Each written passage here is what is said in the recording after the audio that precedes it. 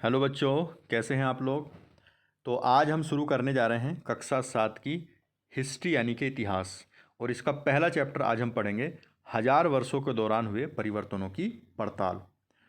इसको शुरू करने से पहले मैं आपको थोड़ी सी जानकारी देना चाहता हूँ। ये हमारा जो यूट्यूब चैनल है मस्तूरा क्लासेस, इसी के नाम से हमारा एक ऐप है मस्तूरा क्लासेस के नाम से।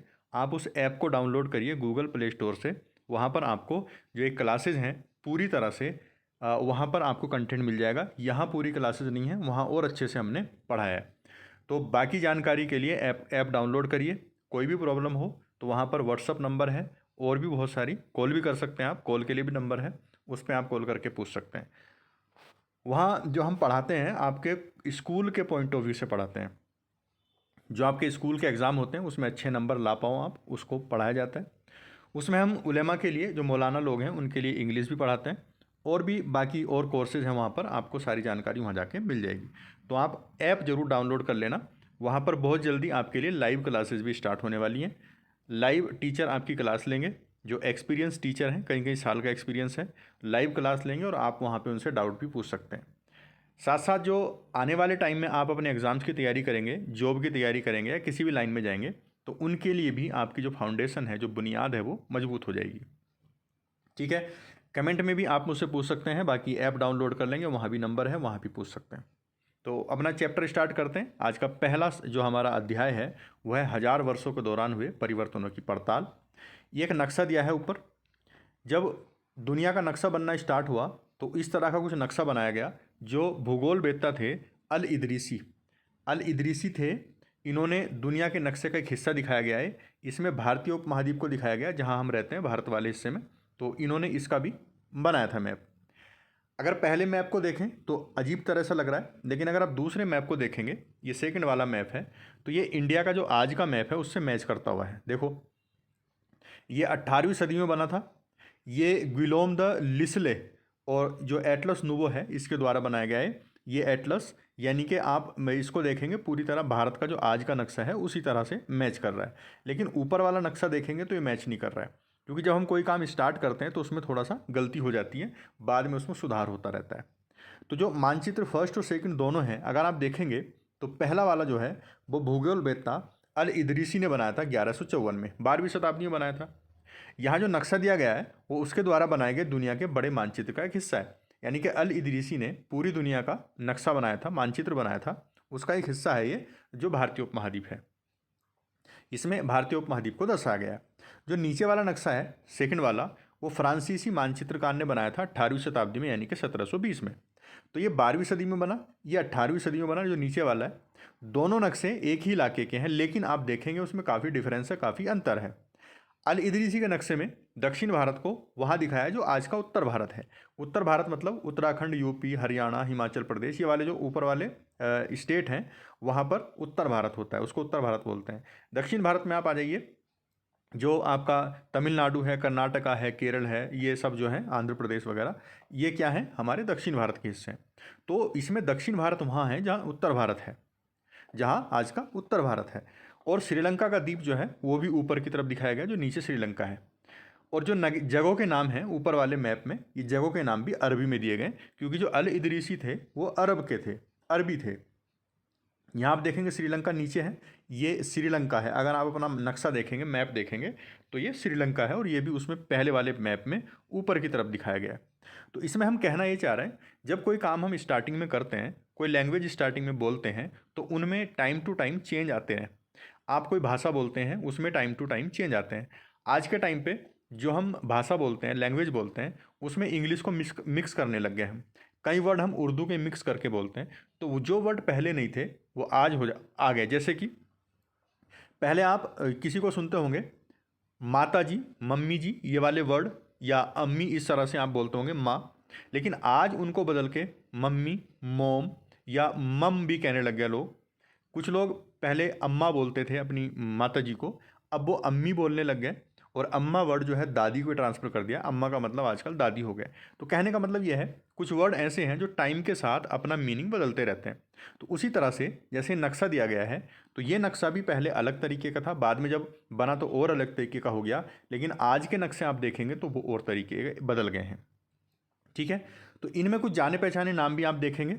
उत्तर प्रदेश जो कन्नौज है, उत्तर प्रदेश का कन्नौज का नाम भी इसमें वही पाया गया है जो अल इदरीसी ने लिखा था।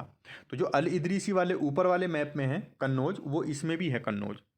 लेकिन आपको सिर्फ समझना है, ये मैप में देखना नहीं है। मैं सिर्फ ये समझाना चाह रहा हूँ कि वक्त के हिसाब से चीज़ें चेंज हो जाती हैं। जो सेकंड वाला मानचित्र है वो पहले वाले से 600 साल बाद बनाया गया। जो पहला वाला 12वीं सदी में बना, वो 18वीं सदी में बना दूसरा वाला, तो लगभग 600 साल बाद बना। इस टाइम में उपमहाद्वीप के बारे में सूचनाएं काफ़ी बदल गई थी। आपने देखा होगा जब 2-4 साल बाद हम कहीं बाहर जाते हैं, या ऐसे मान लो अगर आपके यहाँ से कोई सऊदी अरब गया, आपके यहाँ से अगर आपके यहाँ से कोई सऊदी अरब जाता है और वो 3-4 साल में घर वापस आता है, तो आपके मोहल्ले के घर बदल जाएंगे। जब वो पहले गया था तो कुछ और घर थे, जब वो बाद में आया तो किसी की बिल्डिंग बन गई, कहीं पे कुछ और बन गया, कहीं तालाब बन गया, कहीं कुछ और बन गया, तो चीज़ें चेंज हो जाती हैं। उसी तरह से इस टाइम में 1200 से 1800 के बीच का टाइम था, उसमें बहुत सारी सूचनाएँ बदल गई। जो नीचे वाला नक्शा है वो ज़्यादा हमें जाना पहचाना लग रहा है, क्योंकि आज के नक्शे इसी से मैच करते हैं। उसमें विशेषकर जो तट वाले इलाके हैं, तट वाले मतलब जो पानी के किनारे हैं, ये समुद्र है यहाँ पर, तो ये इनको तट या इलाका इनको बोला जाता है, ये तट वाले इलाके हैं। तो जो तट वाले इलाके हैं वो काफ़ी बदल गए, इनको काफ़ी बारीकी से दर्शाया गया है। यूरोप के नाविक और व्यापारी अपनी समुद्री यात्रा के लिए इस नक्शे का इस्तेमाल किया करते थे। जो यूरोप वाले आए थे, जो इंग्लैंड से आए थे, अंग्रेज़ वगैरह आए थे हमारे इंडिया में, वो इसी नक्शे का इस्तेमाल करते हुए भारत पहुँचते थे। तो लगभग आज के जैसा नक्शा है ये। इतनी महत्वपूर्ण एक और बात यह है कि दूसरे युग तक मानचित्र अंकन का विज्ञान भी बहुत बदल गया था। यानी कि जब अल इदरीसी ने मानचित्र बनाया, जब नक्शा बनाया, जब मैप बनाया, तो उस टाइम पे टेक्नोलॉजी उतनी नहीं थी, जो बाद में काफ़ी बदल गई थी। इतिहासकार जब बीते युगों के दस्तावेजों, नक्शों और लेखों का अध्ययन करते हैं, तो उनके लिए उन सूचनाओं के संदर्भों का, उनकी भिन्न भिन्न ऐतिहासिक पृष्ठभूमियों का ध्यान रखना जरूरी होता है। जब इतिहासकार बीते युग यानी कि पुरानी चीज़ों के बारे में जानते हैं, उनके नक्शों को देखते हैं, उनके लेखों का अध्ययन करते हैं, तो बहुत सारी चीज़ों का वो ध्यान रखते हैं। अब हम देखेंगे नई और पुरानी शब्दावली के बारे में। शब्दावली मतलब जो हम वर्ड इस्तेमाल करते हैं। अगर समय के साथ साथ सूचनाओं के संदर्भ बदलते हैं, तो भाषा और अर्थों के साथ क्या होता होगा। सूचनाओं के संदर्भ का मतलब क्या है। आपने देखा होगा जब पुराने टाइम में हमें कोई पुरानी चीज़ पूछनी होती थी, तो हम अपने दादा दादी, नाना नानी यानी कि जो बुजुर्ग लोग थे उनसे पूछा करते थे। अगर साल 2 साल पहले, 10 साल पहले क्या हुआ है, तो हम बुजुर्गों से पूछेंगे तब पता लगेगा। लेकिन फिर थोड़ा हम आगे बढ़े, हम नए ज़माने में आए तो हमारे पास अखबार, टीवी आ गए, और नए ज़माने में आज के टाइम में आए तो हमारे पास क्या आ गया, इंटरनेट आ गया। तो जो सूचनाएं हैं हमारे पास अब वो बहुत जल्दी आ जाती हैं। हमें अभी कुछ दिन पहले यानी कि 10-5 साल पहले कह सकते हैं, 2019 से और भी थोड़ा पहले, 10 साल पहले मान लो, 10 साल पहले अगर हमें खबर लेनी थी तो अखबार का इंतजार करते थे अगले दिन तक का। आपके जो एग्ज़ाम हैं उनका रिजल्ट आप हाथों हाथ देख लेते हो, पहले इंतजार करना पड़ता था। किसी खबर के लिए इंतजार करना पड़ता था, अगले दिन अखबार आएगा उसमें पता लगेगा। लेकिन आजकल क्या है, इंटरनेट का टाइम है, तो हाथों हाथ कोई भी घटना होती तुरंत हमारे सोशल मीडिया पे आ जाती है। तो हमारे जो सूचना के संदर्भ हैं वो बदल रहे हैं। तो जब सूचना के संदर्भ बदल रहे हैं तो भाषा भी बदलती है। ऐतिहासिक अभिलेख कई तरह की भाषाओं से मिलते हैं, और ये भाषाएं भी समय के साथ साथ बहुत बदलती रहती हैं। ऐतिहासिक अभिलेख मतलब ऐसे लेख जो किसी रॉक पर लिखे गए हों, चट्टान पर लिखे गए हों, या मेटल पर लिखे गए हों, यानी कि धातु पर। तो ये अभिलेख भी कई की भाषाओं में क्यों मिलते हैं। जिस तरफ आप जाएंगे, जिस एरिया में जो लोग, जनता जिस लैंग्वेज को बोलती होगी, उसी लैंग्वेज में हमें अभिलेख मिलते हैं। जैसे अगर आप देखेंगे कि अगर भारत में किसी एक स्टेट, सपोज करो पंजाब में इलेक्शन हो रहे हैं, तो पंजाब के लोगों को अगर कोई चीज़ समझानी है तो उसमें पंजाबी लिखनी पड़ेगी, इंग्लिश भी लिख देंगे। लेकिन अगर वो चीज़ उत्तर प्रदेश में हो रही है तो वहाँ इंग्लिश में भी वो बात लिख जाएगी और हिंदी में लिख जाएगी। लेकिन अगर केरल में हो रही है या साउथ के किसी एरिया में हो रही है तो इंग्लिश में भी होगी, तमिल में हो जाएगी, कन्नड़ में हो जाएगी, तेलुगु में हो जाएगी, मलयालम में हो जाएगी। तो अलग अलग लैंग्वेज का भी इस्तेमाल करते हैं। तो वैसे क्या होता है, जो ऐतिहासिक अभिलेख हैं उनमें भी कई सारी भाषाएं इसलिए मिलती हैं क्योंकि वो अलग अलग थे। वहाँ की जो जनता जो भाषाएं बोलती थी उनके हिसाब से वो बदलता रहता था। उदाहरण के लिए जो मध्य युग की फ़ारसी है वो आज की फ़ारसी से अलग है। ये भिन्नता सिर्फ व्याकरण और शब्द भंडार में नहीं है, समय के साथ साथ शब्दों के अर्थ भी बदल जाते हैं। कैसे? जैसे सपोज करो आज हम हिंदुस्तान क्या बोलते हैं, अपने देश के लिए बोलते हैं, जैसे भारत है, हिंदुस्तान है, इंडिया है, ये हमारे देश के नाम हैं। तो आज हम हिंदुस्तान वर्ड का जो प्रयोग करते हैं वो अपने देश के लिए करते हैं, लेकिन क्या पहले से ही इस हिंदुस्तान का मतलब ये था? नहीं। आज हम भारत के लिए हिंदुस्तान वर्ड बोलते हैं, लेकिन जब हम 13वीं सदी की बात करते हैं तो फारसी के इतिहासकार जो थे एक मिनहाज उस सिराज, इन्होंने हिंदुस्तान वर्ड का प्रयोग किया है कौन कौन से एरिया के लिए? जो आज का पंजाब है, हरियाणा है, और जो गंगा यमुना के बीच का स्थित इलाका है, उनको इन्होंने क्या बोला था? हिंदुस्तान बोला था। उसने इस शब्द का राजनीतिक अर्थ में उन इलाकों के लिए इस्तेमाल किया जो दिल्ली सल्तनत के सुल्तान के अधिकार क्षेत्र में आते थे। यानी कि जो दिल्ली सल्तनत थी उसके जितने अंडर में, जितने अधिकार क्षेत्र में जितने एरिया थे, उसको बोला गया था मिनहाजुल सिराज के द्वारा हिंदुस्तान। और हिंदुस्तान वो इलाका था जो पंजाब, हरियाणा, गंगा यमुना का बीच का स्थान, दिल्ली वगैरह के आसपास वो वाला इलाका। जैसे जैसे सल्तनत बढ़ती गई वैसे वैसे ये जो इलाका है वो भी बढ़ता चला गया। जब दिल्ली सल्तनत के सुल्तान थे, जो मुस्लिम शासक थे, उन्होंने जो एरिया अपने जीत जीत के अपने अंदर कर लिए, उनको भी हिंदुस्तान कहा जाने लगा। लेकिन हिंदुस्तान कहा उतने ही एरिया को गया जो दिल्ली सल्तनत के अंदर आता था।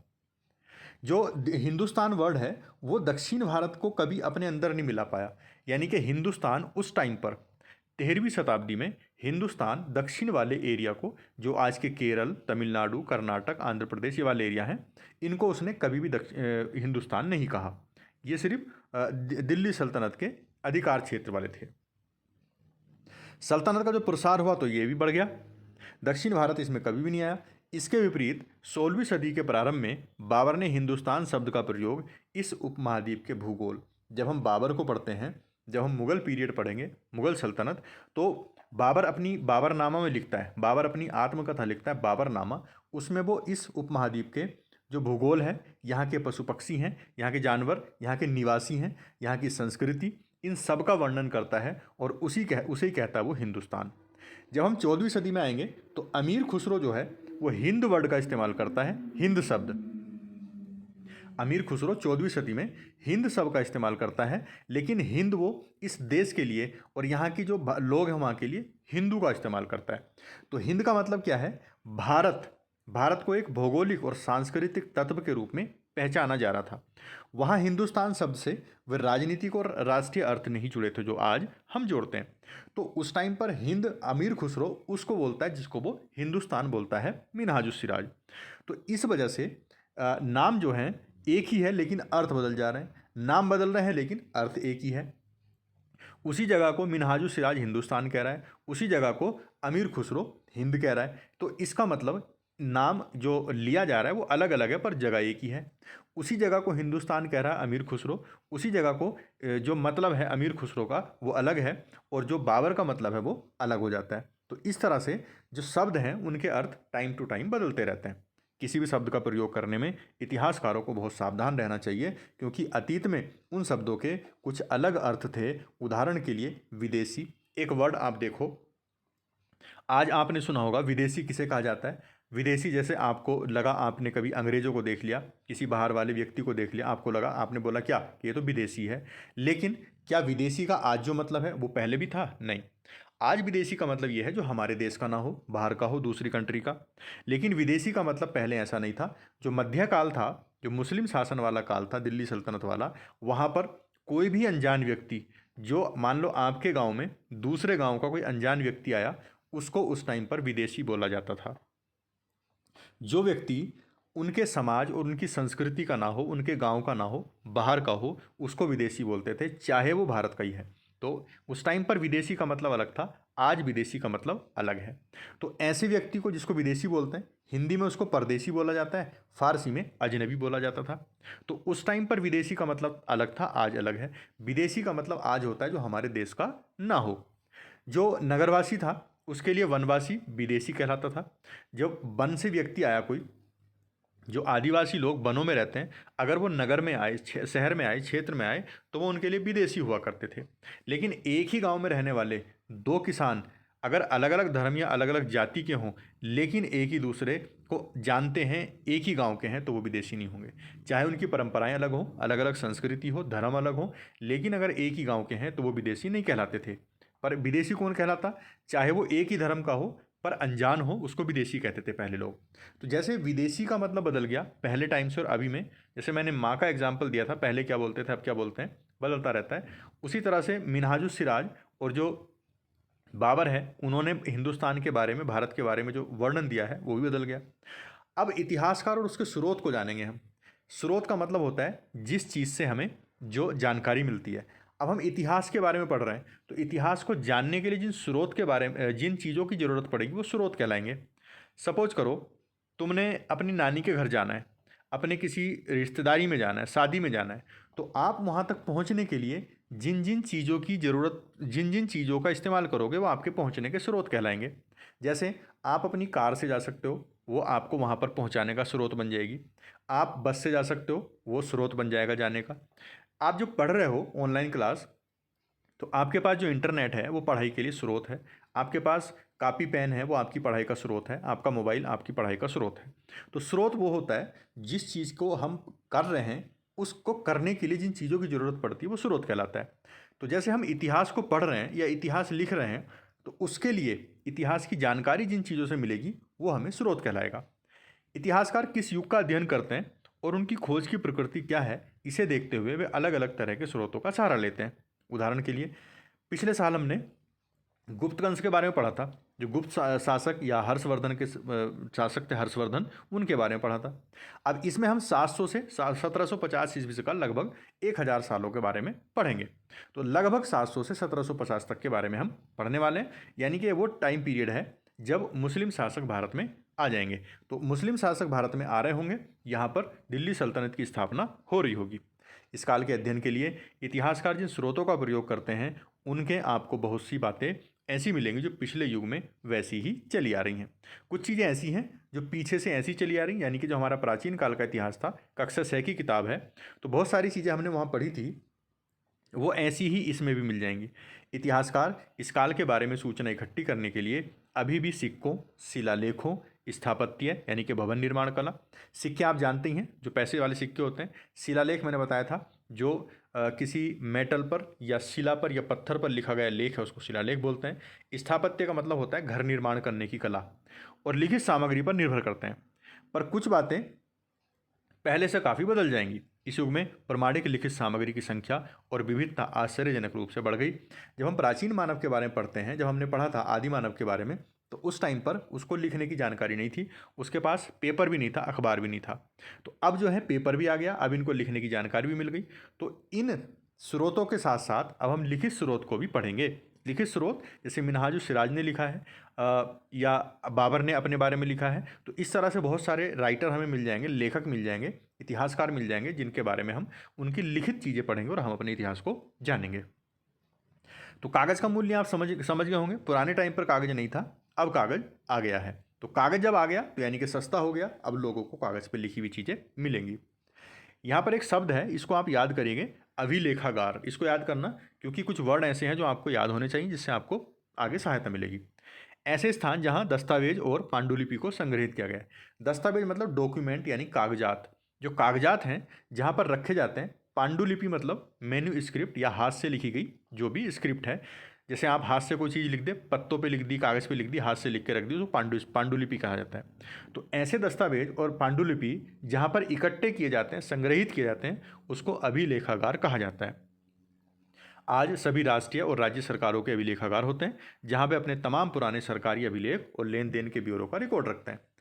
आप कभी अपने स्कूल में जाएंगे तो वहाँ पर देखेंगे आपके इस जो रिजल्ट हैं, आपके रोल नंबर हैं, आपके सारी जो कापी हैं जिस पे आप एग्ज़ाम देते हैं, वो सारी स्कूल के जहाँ रखी होती हैं उसको अभिलेखागार कहलाता है वो। तो जहाँ पर आपके कागजात रखे हैं वहाँ रखी हुई जगह जो है वो अभिलेखागार कहलाएगी। तो इसी तरह से जहाँ पर रिकॉर्ड रखे जाते हैं उसको अभिलेखागार कहलाता है, कहते हैं। इस समय के दौरान कागज क्रम से सस्ता होता गया और बड़े पैमाने पर उपलब्ध भी होने लग गया। लोग जो धर्मग्रंथ थे, शासकों के वृत्तांत, उनके बारे में लिखा, संतों के लेखन और उपदेश, अर्जियां, अदालत के दस्तावेज, हिसाब दौर कर के जो खाते हैं, टैक्सों के खाते, वो सब लिखने में इनका उपयोग करने लग गए। आपने देखा आप अदालत में जाओगे तो उनके कागजात अलग होते हैं, उनका अभिलेखागार अलग होगा। आपके स्कूल का अभिलेखागार अलग होगा, कॉलेज का अलग होगा, हर डिपार्टमेंट का अलग होता है। तो इसी तरह उस टाइम पर भी इन सब के रिकॉर्ड रखे जाने लग गए। जो अमीर व्यक्ति थे, धनी व्यक्ति, शासक, जो शासक लोग थे, शासन राजा वगैरह, मठ और मंदिर पांडुलिपियाँ इकट्ठी किया करते थे। इन पांडुलिपियों को पुस्तकालयों और अभिलेखागारों में रखा जाता है। तो अभिलेखागार आप समझ गए होंगे, पुस्तकालय मतलब जो लाइब्रेरी होती है। इन पांडुलिपियों और दस्तावेजों से इतिहासकारों को बहुत सारी विस्तृत जानकारी मिलती है, मगर साथ ही इनका उपयोग कठिन भी है। कठिन इसलिए क्योंकि उस टाइम पर एक तो लैंग्वेज अलग थी, दूसरी चीज़ ये है जो पांडुलिपि थी वो हाथ से लिखी जाती थी। पांडु कहते हैं हाथ को। तो जो हाथ से लिखी गई चीज़ें हैं, आप इसको ऐसे समझिए, सपोज करो आपने अपने एक दिन स्कूल से छुट्टी मार ली, आप उस दिन छुट्टी करके स्कूल नहीं गए। अब आपने स्कूल का जो काम था वो अपने दोस्त की कॉपी ली और उससे नकल करके लिखनी थी। अब दोस्त की राइटिंग आपको समझ नहीं आई, उसने लिखा था कुछ और, आपने लिख दिया कुछ और। तो इस तरह से जब एक चीज़ दूसरा कॉपी करता है, दूसरा तीसरा कॉपी करता है, फिर चौथी कॉपी होती है, तो वो क्या होता है, वो समझ नहीं आती, उसमें कई सारी चीज़ों में बदलाव आ जाता है। तो इन दिनों छापे खाने तो थे नहीं, इसलिए लिपिक या नकल नवीस, नकल नवीस उसको कहते हैं जो किसी चीज़ को देख के उसकी नकल करके उतार के लिखता है। लिपिक मतलब क्लर्क होता है। यही अपने हाथ से पांडुलिपि की प्रतिकृतियाँ बनाते थे। प्रतिकृतियाँ मतलब एक से दूसरी, जैसे फोटोकॉपी होती है, फोटोकॉपी तो मशीन से बनती है, नकल करके हाथ से जो बनाते हैं। अगर आपने कभी किसी मित्र के गृह कार्य की नकल की हो, यानी कि उसके होमवर्क की नकल की हो, तो आप जानते होंगे कि ये काम आसान नहीं होता है। यानी कि नकल करने का काम आसान नहीं होता है। क्यों नहीं होता आसान? क्योंकि हमें सामने वाले की राइटिंग कई बार समझ नहीं आती है और आपको मजबूर होकर अंदाज लगाना पड़ता है कि क्या लिखा गया होगा। फलस्वरूप आपके लिखे में मित्र के लिखे हुए से कुछ छोटे मोटे लेकिन बदलाव आ जाते हैं। मतलब जो बदलाव हैं वो इस वजह से आते हैं क्योंकि आपको वो वर्ड समझ नहीं आया था। ये नकल नवीस आप कह सकते हैं। ये एक कॉपी से दूसरी कॉपी में नकल कर रहे हैं। ये देखिए, आप पांडुलिपि लिख रहे हैं, ये नीचे वाइट वाला पेपर है, ऊपर रेड वाला है, तो वाइट वाले से रेड वाले पर ये नकल कर रहे हैं। ये लघु चित्र है, इसमें एक लिपिक जो है किसी पांडुलिपि की नकल कर रहा है और इसका साइज इतना है। छोटे आकार के कागज़ से इसे लघु चित्र या मिनिएचर कहा जाता है। ये छोटे आकार का कागज़ है, इस वजह से इसको मिनिएचर कहते हैं। कभी कभी इन लघु चित्रों का प्रयोग लेख में ये जो आई पांडुलिपियाँ हैं उनको स्पष्टता प्रदान करने के लिए किया जाता है। ये इतने सुंदर होते थे कि आगे चलकर संग्रहकर्ता कहते हैं इकट्ठा करने वाले को, अक्सर इन चित्रों को पांडुलिपि से अलग करके बेचने लगते थे। यानी कि जो चित्र बनाया गया है ये भी पांडुलिपि का हिस्सा है और इनको बाद में लोगों ने बेचा भी है। अब आप यहाँ पे देखेंगे, सपोज करो आपको इस वाली राइटिंग की कोई कॉपी मिल जाए और उसको आपको लिखना है, तो अब ये राइटिंग आपको मुश्किल से समझ आएगी। ये वाली साफ़ राइटिंग है, ये आपको समझ आ जाएगी। तो इस तरह से बदलाव आ जाते थे जब हम एक दूसरे से नकल करते थे। तो पहली वाली अगर हम देखेंगे, ये जो लिखावट है ऊपर, दो शैलियाँ इसमें, फ़ारसी और अरबी। तो जो नस्तलिक लिपि है ये वाली, ये नस्तलिक लिपि है ये वाली। तो जो नस्तलिक लिपि है वो थोड़ी सी आसान है, इसमें वर्ड जोड़कर धारा प्रभाव रूप से लिख सकते थे। लेकिन दूसरी जो है वो सिक्त लिपि है, ये सिकस्त लिपि है ये वाली। तो ये सिकस्त लिपि ये थोड़ी ही टफ है, इसको पढ़ने में थोड़ी सी मुश्किल होती है। पांडुलिपियाँ बनाते हुए जो पांडुलिपियाँ बनाते थे लिपिक यानी कि क्लर्क, वो छोटे मोटे हेर फेर कर देते थे, फेरबदल कर देते थे। कहीं कोई शब्द, कहीं कोई वाक्य उन्होंने अपनी तरफ से जोड़ दिया, कहीं कुछ गलत समझ आया तो वो उल्टा सीधा कर दिया। सदी दर सदी प्रतिलिपियों की प्रतिलिपियाँ बनती रहीं, यानी कि एक किताब के बाद दूसरी छपती रही। छपना मतलब हाथ से लिखना, क्योंकि उस टाइम पे छापे खाने नहीं थे, मशीन नहीं थी। जो मूल ग्रंथ हुआ करता था, जो ओरिजिनल ग्रंथ हुआ करता था, वो हमें नहीं मिला बाद में। सपोज करो आज से 600 साल पहले एक ग्रंथ लिखा गया, कोई किताब लिखी गई, कोई कॉपी हाथ से लिखी गई, तो वो अगले 100 साल बाद वो ख़राब हो जाएगी, 50 साल बाद ख़राब हो जाएगी। तो उसको कॉपी करके दूसरी बनाई जाएगी, फिर उसको कॉपी करके 100 साल बाद और बनाई जाएगी, फिर और बनाई जाएगी। तो असली जो कॉपी थी वो नहीं मिलती है, तो उसके बहुत कम चांस है वो हमें मिली हो। हमें बाद के लिपिकों द्वारा बनाएगी प्रतिलिपियों पर ही पूरी तरह से निर्भर रहना पड़ता है। इसलिए इस बात का अंदाज लगाने के लिए कि मूलतः लेखक ने क्या लिखा था, इतिहासकारों को एक ही ग्रंथ की विभिन्न प्रतिलिपियों का अध्ययन करना पड़ता है। कई बार ऐसा होता है एक किताब लिखी गई और उसको 5 बार किसी ने और लिख दिया, तो पुरानी वाली को भी पढ़ना पड़ेगा और बाकी पांचों को भी पढ़ना पड़ेगा। कई बार तो ऐसा है कि वो पुरानी वाली मिलेगी नहीं जो ओरिजिनल कॉपी थी, तो बहुत सारी प्रॉब्लम आती हैं लिखने वालों को। कई बार लेखक खुद भी समय समय पर अपने मूल वृत्तांत में संशोधन करते रहते हैं। जैसे कि आपने सपोज करो नोट्स बनाए, किसी भी सब्जेक्ट के आपने अपने हाथ से नोट्स बनाए, कोई चीज़ आपको फिर से सही लगी, आपने वो उसमें जोड़ दी। तो कई बार लोग इसी तरह से, जो इतिहासकार थे वो अपने जो राइटर थे वो अपनी ही चीज़ में बदलाव करते रहते थे, चीज़ों को जोड़ते रहते थे। एक 14वीं सदी के इतिहासकार हुए हैं जियाउद्दीन बर्नी। इन्होंने अपना वृत्तांत पहली बार 1356 में लिखा और फिर खुद ने ही 2 वर्ष बाद फिर से लिखा 1971 का। इतिहासकारों को पहली बार वाले जो वृत्तांत हैं उसकी जानकारी नहीं है। तो 1356 में फिर लिखा, फिर 2 साल बाद फिर से लिखा। जो 1971 तक इतिहासकार थे उनको पहले वाले वृत्तांत की जानकारी नहीं थी, बाद में इसको ढूंढा गया क्योंकि ये कहीं पुस्तकालयों में यानी कि लाइब्रेरी में दबा पड़ा था।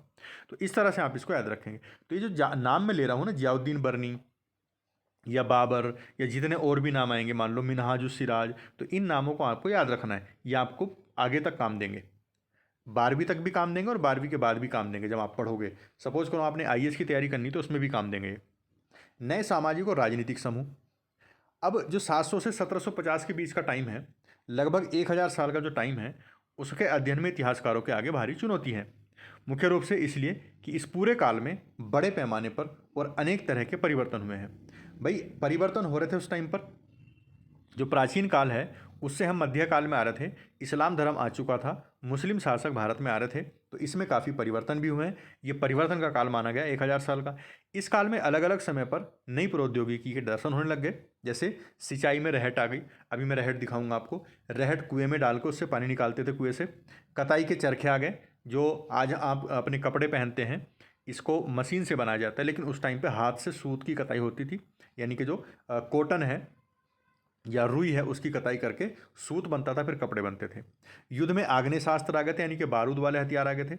इस उपमहाद्वीप में नई तरह का खान पान भी आया। आलू आई, मक्का आई, मिर्च, चाय और कॉफ़ी आई। ये सब कौन लेके आए थे? यूरोप वाले भारत में लेके आए थे। जब यूरोपीय भारत में आ गए तो वो ये सारी चीज़ें लेके आए। ध्यान रहे कि तमाम परिवर्तन नई टेक्नोलॉजी यानी कि प्रौद्योगिकी और फसलें उन लोगों के साथ आए जो नए विचार भी लेकर आए थे। यानी कि भारत में ये पहले सारी चीज़ें नहीं थी। मक्का या आलू या मिर्च, चाय वगैरह, ये चाय कॉफ़ी, ये भारत में नहीं थी। ये विदेशी लोग, दूसरे लोग भारत में लेके आए हैं।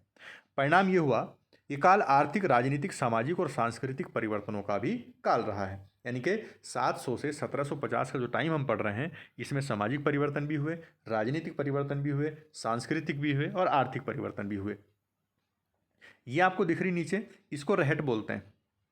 ये रहट है, इसको पहले आप देख लीजिए, इसको रहट बोलते हैं। तो ये इस तरह से घूमती है, इस तरह से घूमती है, और इसमें छोटे छोटे पानी के लिए लगे होते हैं, गिलास कह लें आप, ये बाल्टी कह दें, उसमें यहाँ से पानी भरता है और जब वो यहाँ पहुँच जाती है तो यहाँ पर जाके वो उड़ेल देता है उसको। तो इस तरह से रहट काम करती है। तो रहट भी बन गई उस टाइम पर। इस युग में लोगों की गतिशीलता, एक स्थान से दूसरे स्थान पर आना जाना, ये सब बढ़ गया था, क्योंकि पहिए का आविष्कार हो गया था उस टाइम पर। लोग एक दूसरी जगह से आने जाने लग गए थे, एक दूसरे को जानने लग गए थे, बिजनेस के लिए, धार्मिक उपदेशों के लिए। अवसर की तलाश में लोगों को झुंड एक जगह से दूसरी जगह जाने लग गए। जैसे एक सामान यहाँ से लिया, दूसरी जगह बेच दिया, यात्राएं करने लग गए। इस उपमहाद्वीप में अपार संपदा और अपना भाग्य गढ़ने के लिए अपार संभावनाएं मौजूद थीं। इस काल में जिन समुदायों का, जो ये टाइम था, इस काल में जिन समुदायों का महत्व बढ़ा, उनमें से एक समुदाय था राजपूत। तो एक समुदाय उस टाइम का राजपूत है। राजपूत का मतलब होता है राजा का पुत्र। राजपूत नाम निकला है राजपुत्र से। राजपुत्र का मतलब होता है राजा का पुत्र। 8वीं से 14वीं सदी के बीच ये नाम आमतौर पर जो लड़ने वाले योद्धा होते थे उनके एक समूह के लिए प्रयुक्त होता था, जो क्षत्रिय वर्ण का होने का दावा करते थे। आपको याद होगा, छठी क्लास जब हम पढ़ रहे थे तो वहाँ पर ब्राह्मण, क्षत्रिय, वैश्य और शूद्र का जिक्र आपने सुना था। तो ये जो राजपूत थे ये क्षत्रिय वर्ग में आते थे, दूसरे ग्रुप में। सबसे नंबर 1 पे कौन? ब्राह्मण। दूसरे नंबर पर राजपूत यानी कि क्षत्रिय। तो क्षत्रियों में आते थे राजपूत। राजपूत जो शब्द है, इसके केवल जो शब्द है इसके अंतर्गत केवल राजा या सामंत नहीं आते थे। जो सेनापति और सैनिक हैं वो भी राजपूत कहलाते थे। सेनापति जो सेना के हेड होते थे, सेनापति जो सेना के हेड या उनके जो कह सकते हैं आप जिम्मेदार होते थे, और सैनिक जो पीछे उसके चलते थे। तो सैनिकों के लिए भी, सेनापति के लिए भी ये पूरे उपमहाद्वीप में इसी तरह का नाम जो है यूज होता था। तो राजाओं के लिए, सैनिकों के लिए, सेनापतियों के लिए, इस सब में किसका नाम इस्तेमाल हुआ? राजपूत उनको कहा गया। कवि और चारण जो हैं राजपूतों की आचार संहिता, प्रबल पराक्रम और स्वामी भक्ति का गुणगान करते थे। तो एक ग्रुप ऐसा मिलता है जो चारण लोग थे। चारण, वो चारण इनकी जो है गुणगान करते थे, इनके मतलब इनके कामों का, इनकी लड़ाइयों का, इनको हमेशा वो बड़ा चढ़ाकर बोलते थे। तो उनको कहा गया क्या? चारण लोग थे वो। इस युग में राजनीतिक दृष्टि से महत्व हासिल करने के अवसरों का लाभ मराठा, सिख, जाट, अहोम और जो कायस्थ थे, जो लिपियों और मुंशियों का काम करने वाली जाति थी कायस्थों की, लिपियों का काम करती थी, क्लर्क का, मुंशी, मुंशी नाम सुना होगा आपने, तो इन्होंने भी इसका फायदा उठाया। ठीक है, तो इसको ज़रा ध्यान से पढ़ना है, आगे आपको काम आने वाला है। पर्यावास एक वर्ड दिया इसमें। पर्यावास का मतलब है किसी भी क्षेत्र में पर्यावरण और वहाँ के रहने वालों जो लोग हैं उनकी सामाजिक और आर्थिक जीवन शैली से। तो किसी एरिया में, जिस एरिया में आप रहते हैं, उनके एक पर्यावरण के ग्रुप में आप रहते हैं, वहाँ की सामाजिक और आर्थिक जीवन शैली के बारे में जो बात की गई है उसको कहते हैं पर्यावास। ठीक है, अगर किसी को समझ नहीं आ रहा हो, कोई प्रॉब्लम हो, तो मुझे कमेंट में ज़रूर बता देना। इस पूरे काल के दौरान क्रमशः जंगलों की कटाई हो रही थी और खेती का इलाका बढ़ता जा रहा था। जंगलों की कटाई हो रही, खेती का इलाका इसलिए बढ़ रहा, जब लोग बढ़ रहे हैं तो उनको खाने के लिए भी चाहिए, तो खेती बढ़ती चली गई। कुछ क्षेत्रों में परिवर्तन अन्य क्षेत्रों की अपेक्षा ज़्यादा तेजी से और पूरे तौर पर फैल गया। पर्यावास में परिवर्तन के कारण कई वनस्पतियों को मजबूर होकर अपना स्थान छोड़ना पड़ा। जब उस टाइम पे मान लो कृषि के लिए ज़मीन चाहिए थी, तो जहाँ वन होगा, झाड़ी होगी, उनको काट के वो वहाँ पर फसल उगाते होंगे। तो जो वनस्पतियाँ पहले से वहाँ उगी हुई होंगी वो अपनी स्थान छोड़ देती थी। कुछ और वनवासी ज़मीन की जुताई करने लग गए और किसान बन गए। किसानों के ये नए समूह क्षेत्रीय बाजार, मुखियाओं, पुजारियों, मठों और मंदिरों से प्रभावित होने लगे। वे बड़े बड़े और जटिल समाजों के अंग बन गए। उन्हें टैक्स चुकाने यानी कर चुकाने पड़ते थे और स्थानीय मालिक वर्ग की बेगार, बेगार कहते हैं मजदूरी, एक तरह की मजदूरी ऐसी जिसमें पैसा ना मिलता हो, उसको बोलते हैं बेगार, यानी कि बिना गार की, बिना मजदूरी की, बिना कुछ मिले। परिणाम स्वरूप किसानों के बीच आर्थिक और सामाजिक अंतर बढ़ने लग गए। कुछ तो अमीर बनने लग गए, कुछ गरीब रह गए। कुछ के पास ज़्यादा उपजाऊ जमीन थी, कुछ के पास मवेशी यानी कि जो जानवर होते हैं वो थे, और कुछ लोग खेती से खाली समय में दस्तकारी भी कर लेते थे। जैसे फसल बो दी, अब खाली है तो कुछ दस्तकारी कर लो, हाथ का कुछ काम कर लो। जैसे जैसे समाज में अंतर बढ़ा, लोग जातियों और उपजातियों में बंटने लग गए। जैसे लोग अमीर हो जाते हैं तो वो अपने आप को अलग मानने लगते हैं गरीबों से, तो वो एक ही जाति के होने की वजह से फिर भी अलग हो गए क्योंकि वो अमीर हो गए थे। तो अब लोगों में फ़र्क पैदा हो गया। उनकी पृष्ठभूमि और उनका समाज के आधार पर उन्हें समाज में ऊंचा नीचा दर्जा दिया जाने लग गया। आप देखो, कभी आपके आसपास रहने वाला कोई व्यक्ति अगर अमीर हो जाए तो वो आपको अपने से कम मानने लगता है, अलग मानने लगता है, तो वो आपको नीचा मानने लग जाएगा। इस तरह का समाज है हमारा। तो अब ये टाइम आ गया कि लोगों के काम के हिसाब से, पैसे के हिसाब से उनको ऊंचा और नीचा दर्जा मिलने लग गया। ये दर्जे स्थायी नहीं थे। किसी जाति विशेष के सदस्य के हाथों में कितनी सत्ता, कितना प्रभाव होगा और संसाधनों का नियंत्रण होगा, इसके आधार पर उसके दर्जे बदलते रहते थे।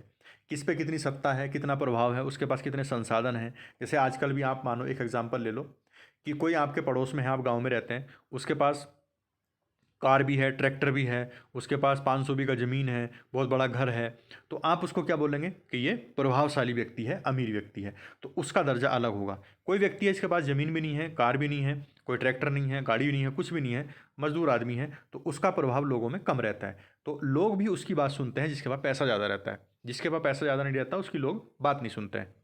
इसके आधार पर उसके दर्जे बदलते रहते हैं। एक ही जाति का किसी क्षेत्र में कोई दर्जा हो सकता है और किसी अन्य क्षेत्र में कोई और। जैसे आपके पास में कोई जाति रहती हो और वहाँ पर वो जाति थोड़े अमीर लोग रहते हों, तो उनका दबदबा रहेगा वहाँ। उसी जाति के दूसरे गांव में लोग रहते हों लेकिन वो गरीब लोग हों, तो वहाँ उनका दबदबा नहीं रहेगा। ठीक है, तो ध्यान रखेंगे, दबदबा किससे होता है? आदमी की वैल्यू किससे होती है? उसके पैसे से, उसके संसाधनों से। तो उस टाइम पर भी ऐसी हो रहा था। अपने सदस्यों के व्यवहार का नियंत्रण करने के लिए जातियाँ खुद अपने अपने नियम बनाती थी। इन नियमों का पालन जाति के बड़े बुजुर्गों की एक सभा करती थी, जिसे कुछ इलाकों में जाति पंचायत कहा जाता था। आपने आज भी पंचायत का नाम सुना होगा।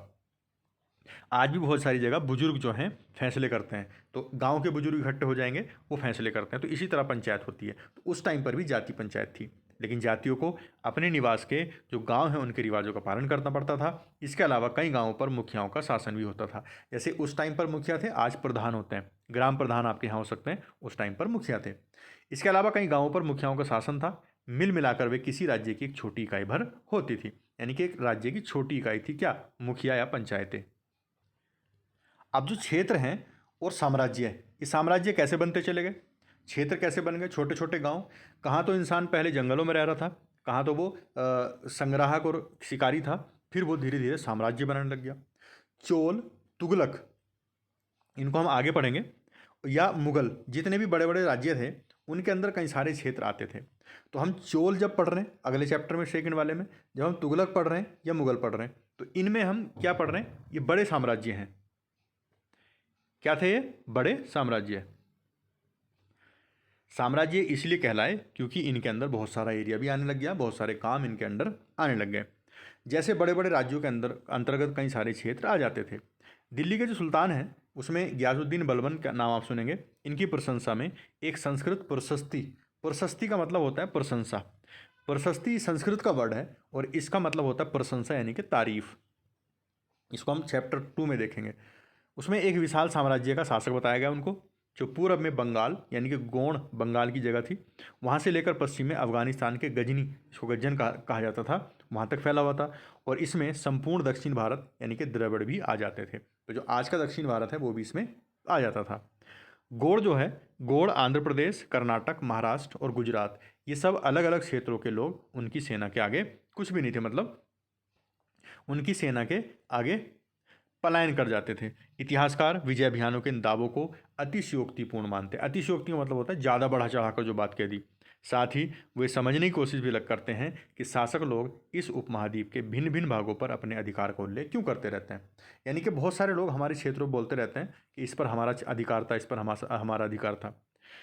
मिस्र के शहाबुद्दीन उमरी थे, उनके द्वारा एक जो रचित थी मसालिक अल अबसर फ़ी ममालिक अल अमसर, ये एक बुक थी। उसके अनुसार मोहम्मद तुगलक के राज्यकाल में दिल्ली सल्तनत के अंतर आने वाले कुछ प्रांतीय थे। अगर आप मैप देखेंगे तो इसको देखना कैसे है, देखो यहाँ पर नंबर 1 पे दिया है सिबिस्तान, नंबर 2 पर दिया है उच्च, मतलब यहाँ पर मान लो ये 18 पर दिया है मालवा। तो इस तरह से आप अगर ऊपर देखेंगे तो अगर आप यहाँ देखें ये सिबिस्तान है, ये उच्च है। तो जो यहाँ नंबर 1 और नंबर 2 नंबर डले हुए हैं, तो नंबरों में कौन से शहर दिए हुए हैं ये नीचे लिखा है। तो आप इसको एक बार मैप को आराम से देखिए कौन सी जगह कहाँ पर थी। अब भाषा और क्षेत्र की बात हम करेंगे। 1318 में जो अमीर खुसरो थे उनकी एक बात पर गौर करिए, इस देश के हर क्षेत्र की एक अलग भाषा है। आज भी आप देखते होंगे, आप पंजाब में जाओ पंजाबी बोली जाएगी, हरियाणा में जाओ हरियाणवी बोली जाएगी, राजस्थान में जाओ राजस्थानी में बोली जाएगी, गुजरात में जाओ गुजराती बोली जाएगी। हर एरिया में अलग अलग भाषा है। यही बात अमीर खुसरो ने भी कही है। सिंधी, लाहौरी, कश्मीरी, द्वार समुद्री जो कर्नाटक में, तेलंगानी जो आंध्र प्रदेश में, गुजरी गुजरात में, मावारी तमिलनाडु में, गोड़ी बंगाल में, अवधी उत्तर प्रदेश में और हिंदवी दिल्ली के आसपास के क्षेत्र में। तो उसके टाइम पर ये भाषाएं, इतनी जगह के एग्जाम्पल वो दे रहा है कि इतनी इतनी जगह पर ये भाषाएं बोली जाती हैं। आज भी आप देखेंगे। अमीर खुसरो ने आगे बताया कि इन भाषाओं के विपरीत एक भाषा संस्कृत भी है, जो किसी विशेष क्षेत्र की भाषा नहीं है। संस्कृत किसी क्षेत्र विशेष की नहीं है, पर वो प्राचीन भाषा है। हाँ, ये बात जरूर है कि उसको सिर्फ ब्राह्मण ही बोलते हैं, आम जनता नहीं बोलती है। ये अमीर खुसरो लिखता है। अमीर खुसरो द्वारा जो उल्लिखित भाषाएं हैं उनकी एक सूची बनाओ, और सूची उन भाषाओं के नाम को बनाए, वो भाषाओं के नाम की बनाइए जो उनके द्वारा उल्लिखित क्षेत्रों में आज बोली जाती हैं। यानी कि क्या गुजरात में गुजराती उस टाइम पर भी थी, आज भी है? क्या राजस्थानी उस टाइम पर थी और आज भी है? तो ऐसी सूची बनाकर देखो, आपको आइडिया मिलेगा कि कितनी चीज़ें चेंज हुई हैं, कितनी नहीं हुई हैं। सन 700 तक कोई क्षेत्रों के जो क्षेत्र थे उनके अपने अपने भौगोलिक आयाम तय हो चुके थे और उनकी अपनी भाषा और संस्कृति स्पष्ट हो गई थी। जैसे गुजरात में गुजराती बोली जाएगी, तो 700 तक ये स्पष्ट हो गया था। हम चैप्टर 9 में आपको इसके बारे में और अधिक जानकारी देंगे। ये क्षेत्र विशेष शासक राजवंशों से जुड़े हुए थे। इन राज्यों के बीच काफ़ी टकराहटें होती रहती थी। कभी कभी चोल, खिलजी, तुगलक और मुगल जितने भी थे आपस में, ये राजवंश अपने क्षेत्रों को फैला रहे थे, एक विशाल साम्राज्य बड़ा कर रहे थे, एक दूसरे को हरा रहे थे। ये सभी साम्राज्य समान रूप से स्थिर या सफल नहीं हो पा रहे थे, यानी कि कभी किसी को हरा रहे थे, कभी हार जा रहे थे। एक तरफ जीत गए, दूसरी तरफ हार गए। तो एक एरिया अगर जीत लिया, दूसरा हार गए। तो इस तरह से ये भी स्थिर नहीं थे। उदाहरण के लिए चैप्टर 3 और 4 में आप पहली वाली जो तुलना है करेंगे हम खिलजी और मुगल वंशों के शासन के बारे में, तो वहाँ पर हम चैप्टर 3 में और पढ़ेंगे। अभी हम बेसिक चीज़ें समझेंगे इसमें। 18वीं सदी में मुगल वंश का पतन होने से ढलान पर था। जो मुगल वंश था वो 18वीं सदी में पतन होने लग गया। पतन का मतलब जो अपने मतलब उतार पे आता है। फलस्वरूप क्षेत्रीय राज्य फिर से उभरने लग गए, लेकिन वर्षों से जो सर्व क्षेत्रीय साम्राज्यों का शासन चला रहा था उससे क्षेत्रों की प्रकृति बदल गई थी। उन पर कई छोटे छोटे राज्यों का शासन चलता रहा और उनमें राज्यों की बहुत सी बातें इस उपमहाद्वीप के अधिकतर भाग पर फैले इन क्षेत्रों को विरासत में मिलती थी। इस तथ्य का पता हमें उन कई परंपराओं से लगता है जो इन क्षेत्रों में उभरी थीं। इन परंपराओं में कुछ एक दूसरी से भिन्न यानी कि अलग और कुछ एक समान थी यानी कि एक जैसी थी। ऐसी परंपराएं हमें प्रशासन, अर्थव्यवस्था के प्रबंध, प्रशासन मतलब जो हम शासन प्रशासन देखते हैं उस प्रशासन, अर्थव्यवस्था जो पैसे का काम देखते हैं, उच्च संस्कृति और भाषा के संदर्भ में मिलती है। 700 से लेकर 1750 के बीच कई हजार वर्षों में इन विभिन्न क्षेत्रों की प्रकृति एक दूसरे से कटकर अलग अलग नहीं पनपी थी। यानी कि जब 700 से 1750 का टाइम था वो बदलाव का टाइम था, सब एक साथ बदल रहे थे। हालांकि उनके चरित्र की अपनी विशेषताएं बनी रहीं, मगर समन्वय की विशेषताएं सर्व क्षेत्रीय ताकतों का प्रभाव भी उन पर पड़ता रहा। जब हम साथ में रहते हैं तो एक साथ एक दूसरे की चीज़ों का फर्क भी पड़ता है। अब पुराने और नए धर्म कौन से थे, पहले कौन से धर्म थे, फिर नए नए कौन से आने लग गए। इतिहास के जिन हजार वर्षों की यहाँ पड़ताल कर रहे हैं उसके दौरान धार्मिक परंपराओं में कई बड़े परिवर्तन हुए। दैविक तत्व में लोगों की आस्था कभी कभी बिल्कुल ही वैयक्तिक स्तर पर होती थी, मगर आमतौर पर इस आस्था का स्वरूप सामूहिक होता था। वैयक्तिक मतलब भगवान में, ईश्वर में, अल्लाह में जो लोग मानते थे वो कभी कभी तो पर्सनल थे, लेकिन मोस्टली ग्रुप में थे। पूरा एक समाज एक किसी एक भगवान को, किसी एक ईश्वर को मान रहा है, पूरा एक समाज किसी एक गॉड को मान रहा है, पूरा एक समाज जो है किसी एक गॉड को, दूसरे गॉड को मान रहा है, लेकिन कोई व्यक्ति किसी अकेले को ही मान सकता था। किसी दैविक तत्व में सामूहिक आस्था, दैविक मतलब जिसको वो देवता मानता हो यानी कि गॉड मानता हो, यानी धर्म प्रायः स्थानीय समुदायों के सामाजिक और आर्थिक संगठन से संबंधित होती थी। जैसे जैसे इन समुदायों का सामाजिक संसार बदलता गया वैसे इनकी आस्थाओं में भी परिवर्तन होता गया। जब लोगों का समाज बदलता गया तो लोगों की आस्थाएं बदल गईं। जैसे अगर कोई पहले भगवान को मानता हो, मूर्ति पूजा करता हो, तो बाद में उसने मूर्ति पूजा छोड़ दी हो, या पहले कुछ और मानता हो फिर उसने कुछ और करना स्टार्ट कर दिया हो। आज हम जिसे हिंदू धर्म कहते हैं उसमें भी इसी युग में महत्वपूर्ण बदलाव आए। इन परिवर्तनों में से कुछ थे नए देवी देवताओं की पूजा। तो जो हिंदू धर्म था उसमें भी इस टाइम पर नए देवी देवताओं की पूजा होने लगी। राजाओं द्वारा मंदिरों का निर्माण और समाज के पुरोहितों के रूप में ब्राह्मणों का बढ़ता महत्व, इसकी बढ़ती सत्ता सब, यानी जो राजा लोग थे वो अब मंदिरों का निर्माण करा रहे थे। जो पुरोहित यानी ब्राह्मण लोग थे यानी कि पंडित लोग जिसको आप आज बोल सकते हैं, उनका महत्व बढ़ गया, उनकी इज्जत बढ़ती गई। ये बढ़ती सत्ता थी ये। संस्कृत ग्रंथों के ज्ञान के कारण समाज में ब्राह्मणों का बड़ा आदर होता था। संस्कृत ब्राह्मणों के अलावा कोई लोग नहीं जानते थे। ये संस्कृत इन्हीं लोगों को आती थी, क्योंकि संस्कृत बाकी लोग नहीं सीखते थे, आम लोगों की भाषा नहीं थी ये, तो इनकी इसलिए इज्जत होती थी। इनके संरक्षक थे नए नए शासक जो खुद प्रतिष्ठा की चाह में थे।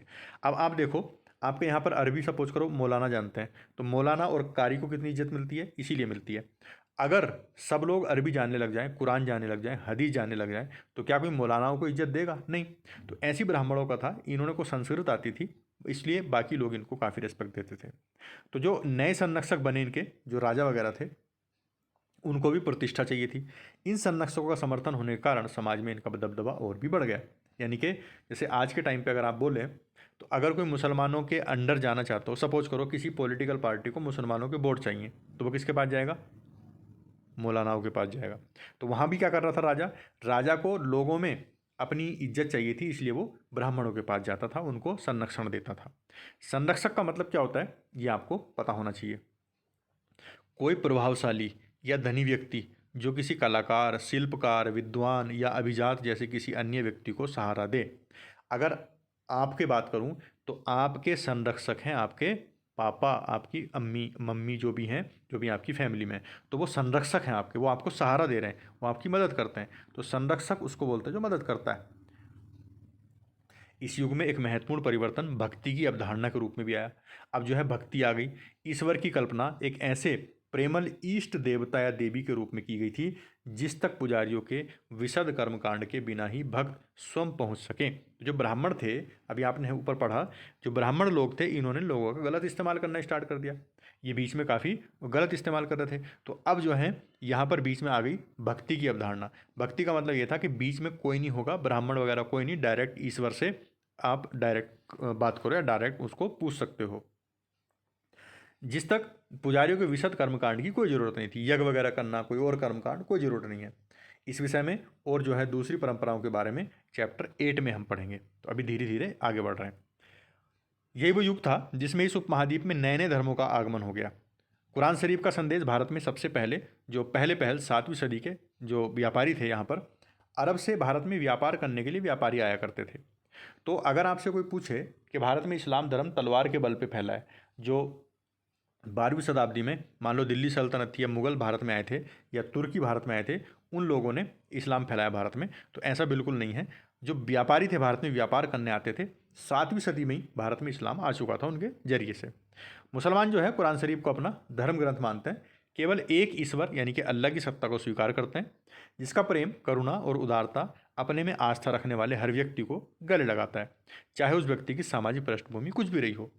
जब हम पीछे पढ़ रहे थे इस क्लास 6 में भी और ऊपर भी, ब्राह्मण, क्षत्रिय, वैश्य और शूद्र, तो ये चारों वर्ण ऐसे थे जिनमें एक दूसरे के जो नीचे वाले थे शूद्र, उनकी हालत बहुत ख़राब थी, लोग उनको इज्जत नहीं देते थे। लेकिन इस्लाम क्या कह रहा था? इस्लाम ने क्या कहा कि जितने भी सामाजिक पृष्ठभूमि है, चाहे गरीब हो, अमीर हो, कोई भी हो, सब बराबर हैं।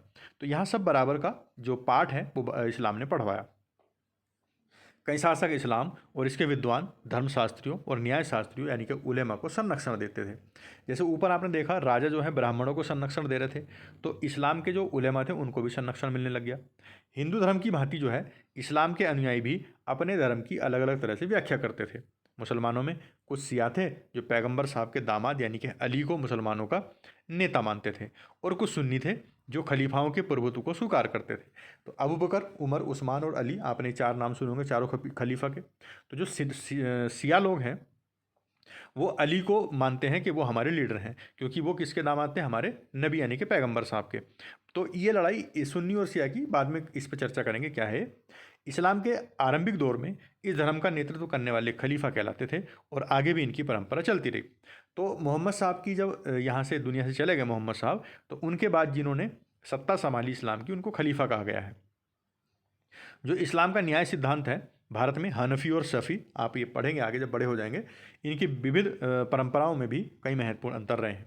ऐसे ही धर्म सिद्धांतों और रहस्यवादी विचारों को लेकर विभिन्नताएं देखने को मिलती रहती हैं। तो जैसे हिंदू धर्म में विभिन्नताएं थी, वैसे ही मुस्लिम धर्म में भी हैं, बाकी भी अलग अलग तरह की विभिन्नताएं मिली। अब समय और इतिहास के कालखंडों पर क्या विचार किया जाए? जैसे टाइम है, इतिहास के कालखंड हैं, उन पर विचार करते हैं।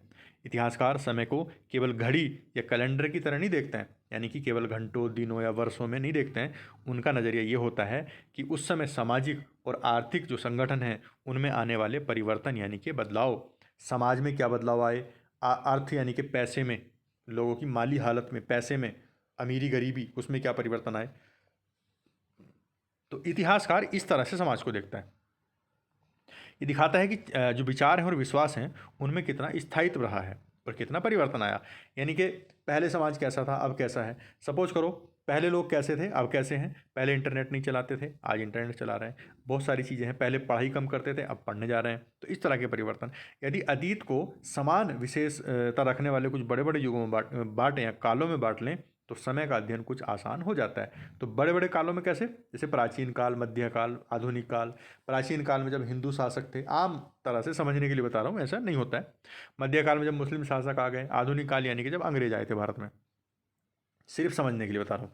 19वीं सदी के मध्य में अंग्रेज इतिहासकारों ने भारत के इतिहास को 3 युगों में बांटा। इसको सिर्फ समझने के लिए लेना, हिंदू, मुस्लिम और ब्रिटिश। जैसे मैंने बताया, हिंदू काल यानी कि प्राचीन भारत का काल, मुस्लिम काल यानी कि मध्यकालीन भारत का काल, और ब्रिटिश काल यानी कि जो आधुनिक भारत का काल है। ये सब समझने के लिए है। ये जो है विभाजन इस विचार पर आधारित था कि शासकों का धर्म क्या है। मतलब जो प्राचीन भारत था उसमें शासकों का धर्म हिंदू था, मध्यकालीन भारत में शासकों का धर्म क्या था? मुस्लिम। एकमात्र महत्वपूर्ण ऐतिहासिक परिवर्तन था उस टाइम पर, और अर्थव्यवस्था, समाज और संस्कृति से में और कोई भी महत्वपूर्ण बदलाव नहीं आता था। इस दृष्टिकोण में इस उपमहाद्वीप की अपार विविधता की भी उपेक्षा हो जाती थी। यानी कि अगर हम इस तरह से बंटवारा कर देंगे, हिंदू काल, मुस्लिम काल और जो आधुनिक काल को हम ब्रिटिश काल मानते हैं, तो ये अधिक मतलब सही नहीं है। इस काल विभाजन को आज बहुत कम इतिहासकार स्वीकार करते हैं। अधिकतर इतिहासकार आर्थिक और सामाजिक कारकों के आधार पर ही अतीत के विभिन्न कालखंडों की विशेषताएं तय करते हैं। यानी कि बहुत सारे इतिहासकार इसको नहीं मानते हैं, वो यही मानते हैं कि समाज और जो वहाँ के आर्थिक कारक हैं, जब जो उनमें बदलाव आया है उसी को माना जाएगा। पिछले साल आपने जो इतिहास पढ़ा है उसमें प्राचीन समाज के बारे में कई प्रकारों का समावेश था, जैसे शिकारी और संग्राहक, आपको याद होगा। प्रारंभिक दौर के कृषिकर्मी, जो कृषि का काम करते थे, किसान, शहरों और गांव के निवासी, और प्रारंभिक दौर के राज्य और साम्राज्य। इस साल आप जो इतिहास पढ़ेंगे उसमें प्रायः मध्यकालीन इतिहास कहा जाता है। तो मध्यकालीन इतिहास आम तौर पर समझने के लिए मुस्लिम इतिहास, इसमें आपको कृषक समाजों का विस्तार मिलेगा, लेकिन आपको उस नज़रिए से नहीं देखना कि मुस्लिमों का काल है। आपको इस नज़रिए से देखना है कि इस टाइम पर किसान जो है, कृषक समाज, वो बढ़ जाएगा। क्षेत्रीय और साम्राज्यिक राज्यों के उदय होंगे, छोटे छोटे राज्य बन जाएंगे। कभी कभी तो ग्रामवासी और वनवासियों की कीमत पर प्रधान धर्मों के रूप में हिंदू धर्म, इस्लाम धर्म के विकास और यूरोप से व्यापारी जो कंपनियां हैं उनके आगमन के बारे में और विस्तार से जानकारी मिलेगी। तो ये सारी चीज़ें चेंज हो रही हैं मध्यकाल में। इसको सीधा मुस्लिम काल बोल देना ये सही नहीं है। भारत के इतिहास के ये 1000 साल अनेक बदलावों के साक्षी, साक्षी का मतलब गवाह। आखिर 16वीं और 18वीं शताब्दियाँ 8वीं या 11वीं शताब्दियों से काफ़ी भिन्न थी। यानी कि जब 11वीं 12वीं शताब्दी को हम पढ़ेंगे उससे ज़्यादा चेंजेज हुआ था 18वीं और 16वीं शताब्दी के टाइम पर। इसलिए इस सारे काल को एक ऐतिहासिक इकाई के रूप में देखना समस्याओं से खाली नहीं है। अगर आप 11वीं 12वीं को, 16वीं 18वीं शताब्दी को सबको एक ही समय बोल देंगे तो ये काफ़ी गलत हो जाएगा। ठीक है। फिर मध्यकाल की तुलना आधुनिक काल से की जाती है। आधुनिकता के साथ भौतिक उन्नति और बौद्धिक प्रगति का भाव जुड़ा होता है। अगर आपको कहीं आधुनिकता बोला जा रहा है, इसका मतलब वहाँ पर भौतिक उन्नति हुई है और बौद्धिक प्रगति, दिमाग की प्रगति हुई है। इससे आज से निकलता है कि मध्यकाल रूढ़िवादी था और उस दौरान कोई परिवर्तन हुआ ही नहीं, लेकिन हम जानते हैं कि ऐसा नहीं था। तो अगर कोई आधुनिक काल बोल रहा है, इसका मतलब भौतिक उन्नति बोल रहा है, बौद्धिक प्रभाव या बौद्धिक उन्नति बोल रहा है। लेकिन क्या मध्यकाल रूढ़िवादी था? रूढ़िवादी मतलब जो पुरानी परंपराओं से जुड़े होते हैं। तो ऐसा भी नहीं है कि मध्यकाल जो है रूढ़िवादी था। कई लोग ये बोल देते हैं कि मुसलमानों ने डेवलप करे नहीं, मुसलमानों ने आगे बढ़े नहीं, वो तो रूढ़िवादी थे। पर ऐसा नहीं है, काफ़ी परिवर्तन हुए हैं। इन 1000 वर्षों के दौरान इस उपमहाद्वीप में समाजों में प्रायः परिवर्तन आते रहे हैं। ऐसा नहीं है कि परिवर्तन ना हुए हों, बहुत परिवर्तन हुए हैं। और कई क्षेत्रों की अर्थव्यवस्था तो इतनी समृद्ध हो गई थी कि उसमें यूरोप की व्यापारी कंपनियों को भी आकर्षित करना प्रारंभ किया। इसका सबसे अच्छा जवाब यह है, लोग बोलते हैं कि मुस्लिम शासक जब भारत में थे तो विकास नहीं हुआ। इसका सबसे अच्छा एग्जाम्पल ये है, अगर लूटने के लिए अंग्रेज हमारे यहाँ आए थे, जो यूरोप वाले थे, अगर वो हमारे यहाँ आए थे, इसका मतलब भारत अमीर रहा होगा। भाई जहाँ पैसा होगा उसी को तो लोग लूटने जाएंगे। तो ये लोग गलत तरह से इतिहास को पेश करते हैं कि मुस्लिम शासन में या मध्यकालीन भारत में भारत का डेवलपमेंट नहीं हुआ है। तो सीधा सीधा यहाँ पर ध्यान रखेंगे, काफ़ी परिवर्तन यहाँ पर हुआ है, क्योंकि व्यापारिक कंपनियाँ जो थी अंग्रेजों की, वो भारत में आकर्षित हुई हैं। इस पुस्तक को पढ़ते समय आप परिवर्तन के चिन्हों, यहाँ तक कि सक्रिय ऐतिहासिक प्रक्रियाओं पर भी ध्यान देते चलें। और जब भी संभव हो इस पुस्तक में आप जो पढ़ रहे हैं उसकी तुलना आप पिछले वर्ष पढ़ी हुई बातों से करने की कोशिश करें। जो हम आज पढ़ रहे हैं उसको हम कक्षा 6 की पुस्तक से अगर कंपेयर करेंगे, तुलना करेंगे, तो समझने में बड़ा मज़ा आएगा। जहाँ भी संभव हो ये देखें कि कहाँ बदलाव हुए हैं और कहाँ नहीं। और आज अपने आसपास की दुनिया पर नज़र डालकर ये भी देखें कि कुछ बदलाव जो ऐसे हैं पहले जैसे हैं या कुछ बदलाव आज हो गए हैं। अब इसमें आपको कुछ से ये सवाल मिलेंगे, जैसे कुछ वर्ड आपको मिले थे विदेशी, ये सब चीज़ें, तो इनको एक बार आप देख लेना कैसे कैसे करना है। इनके जो क्वेश्चन के आंसर है ना, जो आपकी अध्याय के बाद क्वेश्चन की आंसर देने हैं, ये आपको ऐप पर मिलेंगे। अगर आप ऐप डाउनलोड करेंगे तो वहाँ पर सारी चीज़ें मिल जाएंगी आपको। इसलिए मैं यहाँ पर थोड़ी सी कमी छोड़ रहा हूँ ताकि आप ऐप डाउनलोड करो और वहाँ पर इसको अच्छे से पढ़ पाओ। यहाँ कराना पॉसिबल नहीं है, वहाँ पर कर लेंगे। तो इनके कुछ रूट वर्ड दिए हैं। पांडुलिपि, इसका मतलब आपको पता होना चाहिए। अगर आपने पांडुलिपि का मतलब समझ लिया, इसका मतलब आपने चैप्टर आपको समझ आ गया। जाति, आपने इसका मतलब समझ लिया, इसका मतलब आप समझ गए चैप्टर। क्षेत्र, काल विभाजन, इन सबको आप समझिए तो इसका मतलब चैप्टर आपकी समझ आ गया है। इन क्वेश्चन के आंसर आपको मिलेंगे ऐप पर।